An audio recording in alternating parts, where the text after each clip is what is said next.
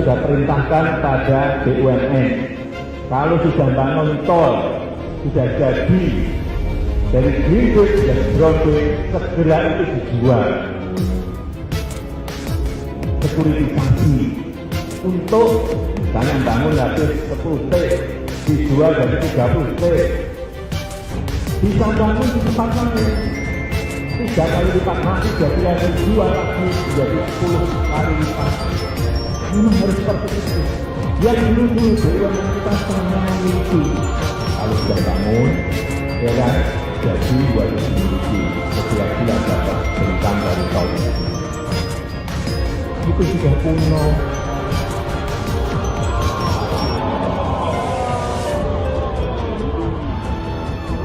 Probolinggo, Bima, Waingapu, Tanjung Wangi, Kalabahi, Tenau Kupang, Ende, dan juga Lembar. Lalu masih ada pelabuhan Ternate, Tontoloan, Parepare Kendari, Papak, Sorong, dan Merauke. Sementara untuk bandara yang memaparkan keterbatasan ruang fiskal justru mempertontonkan bahwa Indonesia tidak berdaya dengan utang luar negeri. Selain itu, pidato Jokowi juga memperlihatkan kepada investor asing bahwa Indonesia merupakan negara yang siap untuk dieksploitasi habis-habisan. Jadi dari konstruksi berpikir seperti itu sebenarnya Jokowi sedang menyatakan Indonesia memang sedang dalam posisi tidak berdaya dengan utang luar negeri karena sudah tahu terjebak.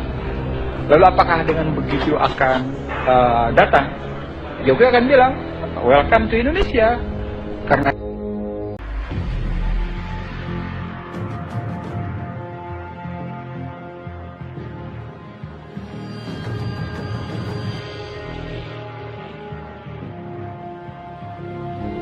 Portal Islam.id.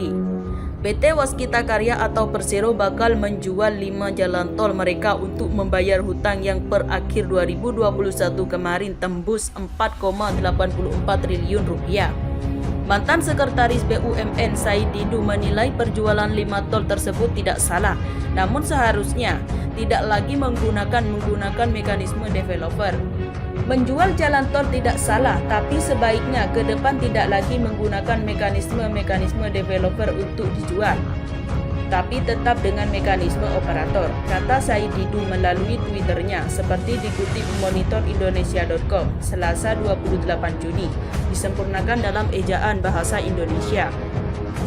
Dengan cara itu, kata Said Didu yang juga sebagai pegiat media sosial, maka biaya investasi bakal naik. Dengan cara developer, maka biaya investasi akan naik karena tambahan untung developer. Dengan demikian, tarif tol lebih tinggi. Demikian cuitan Said Didu. PT Waskita Karya atau Persero berencana mendivestasikan atau melepas aset dari 5 ruas jalan tolnya pada tahun ini. Rencana ini lebih banyak dibandingkan realisasi divestasi pada 2021 yang sebanyak 4 ruas jalan tol. Direktur Utama Waskita Karya, Destiawan Suejarjono, mengatakan langkah ini diambil untuk mengurangi beban untung yang masih ada hingga saat ini. Adapun realisasi beban utang Waskita Karya hingga 2021 tercatat masih ada sebesar 4,84 triliun. Kami rencanakan agen investasi jalan tol sebesar 2,98 triliun untuk 5 ruas, ujarnya dalam rapat kerja Komisi DPR RI Senin 27 Juni. Menurutnya, rencana investasi ini akan dilakukan semester 2 2022. Kesepakatan investasi ruas tol untuk PT SMI akan segera dilakukan dengan mendatangi perjanjian bersama, sedangkan ruas tol untuk INA akan dilakukan pada Juli 2022. Jadi diharapkan di 2022 ada 5 ruas tol yang akan diinvestasi, jelasnya. Berikut daftar jalan tol yang berada di bawah anak usaha Jasa Marga yang akan diinvestasikan. 1. PT Semesta Marga Raya atau SMR dengan target nilai 471 miliar rupiah. 2. PT Pejangan Pemalangan Tol Road atau PPTR dengan nilai target 1,1 triliun rupiah. 3. PT Trans Jawa Pospro Jalan Tol atau TJPJT dengan target nilai 359 miliar rupiah. 4. PT Pemalang Batang Toll Road atau PBTR dengan target nilai 583 miliar. 5. PT Ciamis Cibitung Toalis atau CCT dengan target nilai 306 miliar rupiah. Untung rupiah 54 juta. Waskita jual semua jalan tol sampai 2025. PT Waskita Karya Tbk atau WSKT menyebutkan akan menginvestasi seluruh aset jalan tolnya sehingga 2025 mendatang.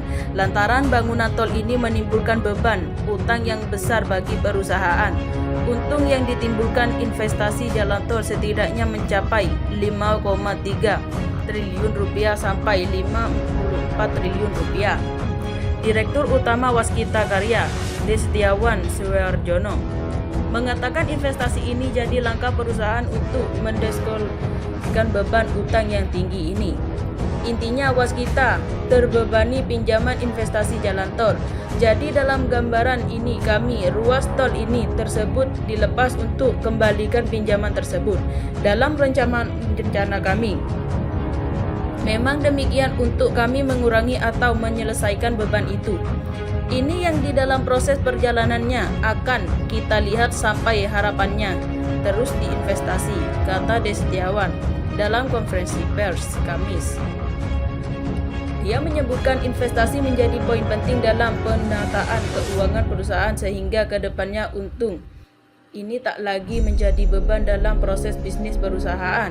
Namun demikian, Destiawan mengungkapkan bahwa perusahaan masih terbuka untuk melakukan investasi di jalan tol, namun hanya dalam skala minoritas saja, seperti yang dilakukan di ruas tol Jogja sampai Bawen. Yang potensi investasi lain itu ruas tol yang di Jawa dan Sumatera. Lain investasinya di tol miliknya. Waskita juga terus mengupayakan penasehatan keuangannya yang mendukung pemerintahan melalui penyertaan modal atau PMN 2021 untuk menyelesaikan proyek jalan tol. Perusahaan yang juga telah melakukan restrukturisasi utang bank di Waskita dan anak usaha yang telah mencapai 92,35% dari target. Dengan restruksi konstruksi ini, perusahaan dapat meningkatkan investasi dengan perpanjangan masa fasilitas kredit sampai dengan tahun 2026 dan mendapatkan bunga yang lebih kompetitif. Menurut Tiko, panggilan akrabnya, beban utang yang tinggi itu mencapai puncak pada tahun 2019 setelah Waskita agresif mengakuisisi jalan tol dari pihak swasta sejak tahun 2015 sampai dengan 2017. Rinciannya, utang sebesar senilai 70,9 triliun yang bersumber dari pinjaman bank dan obligasi yang sekitar 20 triliun rupiah utang kepada vendor. Lebih tinggi, kondisi pandemi COVID-19 membuat perusahaan mengalami penurunan dari sisi pendapatan. Kenapa terjadi? Tahun 2019-2020 mendapat Waskita drop, mendapatkan konstruksi dan tol yang berpotensi turunnya signifikan. Ini membuat kondisi keuangan Waskita mengalami perburukan signifikan, kata mantan Dirut PT Bank Mandiri atau Persero Tbk atau BMRI itu dalam rapat kerja di Provinsi FI DPR RI. Kompleks Parlemen Senayan Senin 27 September 2021. Jokowi, rakyat negara berkembang terancam kelaparan dan jatuh ke jurang kemiskinan ekstrim. Demokrasi. Ratusan juta rakyat ini negara berkembang terancam kelaparan dan jatuh ke jurang kemiskinan akibat krisis pangan yang timbul sebagai dampak perang. Hal tersebut dikatakan Joko Widodo atau Jokowi dalam sesi kedua KTT G7 di Elmau, Jerman 2027. Menteri Luar Negeri atau Menlu Retno Marsudi mengatakan, di KTT G7 Presiden Jokowi memfokuskan isu pangan pada pernyataannya. Presiden antara lain menyampaikan bahwa rakyat negara berkembang terancam kelaparan dan jatuh ke jurang kemiskinan ekstrim, ujar Retno dalam keterangan pers yang diberikan secara virtual Selasa 28 Juni 2022. Menlu Retno Marsudi mengatakan Presiden Jokowi menyatakannya mencatat ada 323 juta orang pada 2022 menghadapi kerawanan pangan akut berdasarkan data dari UN World Food Program. Padahal pangan merupakan masalahnya ada hak asasi manusia yang paling mendasar, kata Presiden Jokowi. Perempuan dan keluarga miskin menjadi pihak yang paling terkena dampak akibat kekurangan pangan. Oleh karena itu, Presiden meminta negara G7 dan G20 yang berupaya bersama dalam mengatasi krisis pangan. Di akhir sebutannya, di sesi kedua, Presiden menegaskan bahwa negara G7 dan G20 memiliki tanggung jawab besar untuk mengatasi krisis pangan ini mulai sekarang, kata Menlu Retno. Selain menghadiri KTT G7 sebagai partner countries, Presiden juga melakukan sekitar 9 pertemuan bilateral dengan pimpinan negara di antaranya India, Prancis, Kanada, Jerman, Inggris, Jepang, Uni Eropa, serta pejabat IMF. Isu terkait rantai masuk pangan dunia pun tidak luput dibahas oleh Presiden Jokowi di hampir semua pertemuan bilateral itu. Menurut Kepala Negara, dunia tidak memiliki waktu yang panjang untuk menyelesaikan gangguan rantai pasok pangan yang disebabkan dari kelangkaan dan kenaikan harga komoditas pangan serta pupuk. Dalam sejumlah pertemuan bilateral itu, Presiden Jokowi sangat jelas bahwa suara negara-negara berkembang sebagai yang paling terdampak krisis pangan dari perang di Ukraina. Jika dunia tidak bersatu untuk menyelesaikan masalah tersebut, maka yang paling merasakan dampaknya adalah ratusan juta untuk bahkan miliaran produk negara berkembang, kata Presiden Jokowi seperti dikutip Menlu Retno Marsudi. Terima kasih telah kunjungi channel ini. Kami hanyalah sebatas menginformasikan, Andalah yang memutuskan.